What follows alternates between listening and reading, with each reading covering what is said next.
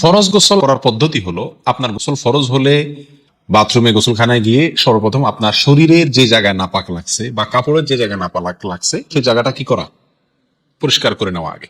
যদি আপনার জায়গাটা চিহ্নিত থাকে যে এই জায়গাটা নাপাক লাগছে, ওই জায়গাটা ধুয়ে ফেলানো। এরপরে নামাজের জন্য যেভাবে আমি অজু করছি সেভাবে অজু করা।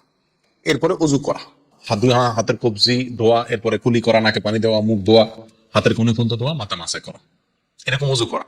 অজু করার পরে এবার আপনি গোসল করেন। সেটা শাওয়ার দিয়ে আপনি মাথার উপরে পানি ঢেলে হোক আর আপনার মগ দিয়া হোক, যেভাবে হোক আপনি গোসল করেন।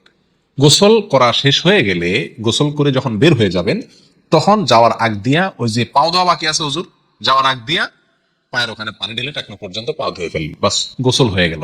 এই ভিতরে আপনার শরীরের প্রতিটি অঙ্গের প্রতিটি জায়গায় পানি পৌঁছানোর চেষ্টা করতে হবে। প্রকাশ্য অঙ্গ যেগুলো, নাভির প্যাচ থেকে নিয়ে, বগলের নিচ থেকে নিয়ে, আঙ্গুলের চিপা থেকে নিয়ে, প্রত্যেকটা জায়গায় যেন পানি যায়, সেজন্য সেখানে পানি পৌঁছানোর চেষ্টা করতে হবে। ডলার দরকার হলে ডলবে, যেভাবে ওখানে পানি পৌঁছাতে হবে। কানের প্যাচের ভিতরে একেবারে গভীরে না, প্যাচগুলোর ভিতরে যেন পানি যায় সেদিকগুলো খেয়াল রাখতে হবে। কোনো একটু জায়গা যদি শুকনা থাকে তাহলে কি হবে না, ফরজ গোসল হবে না। অতএব পরিপূর্ণ শরীর যাতে ধোয়া হয় সেদিকটা খেয়াল রাখতে হবে। নেল পালিশ ইত্যাদি বা কোনো রং টং ইত্যাদির কারণে যদি কোনো আবরণ থাকে শরীরের উপরে, তাহলে সেগুলো সরা নিতে হবে, তাহলে কি হবে না, ফরজ গোসল আদায় হবে না। কথা, প্রথমে শরীর এবং কাপড় থেকে নাপাকগুলো ধুয়ে নেব, এরপরে অজু করবো পূর্ণাঙ্গভাবে পা ধোয়া বাদে, এরপরে গোসল করব। আর বের হওয়ার সময় দোনো পাও টাকনো পর্যন্ত ধুয়ে তারপর বের হয়ে যাও।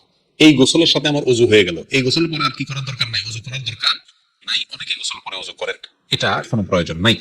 তবে কেউ যদি গোসল করা অবস্থায় তার পেশাব চলে আসে, অনেকে আছে পানির স্পর্শ লাগলে পেশাব বেশি আসে, তো গোসল করা অবস্থায় যদি তিনি পেশাব করে দেন বা অজু ভঙ্গের কোনো কারণ তার ভিতর আসে, তার বায়ু ছাড়লেন, তাহলে তো সেক্ষেত্রে অজু যেটা শুরুতে করছিল ওটা তো আর নাই। তাহলে তাকে আবার কি করতে হবে, নতুন করে গোসলের পরে অজু করতে হবে। এই হলো মোটামুটি ফরজ গোসলের পদ্ধতি।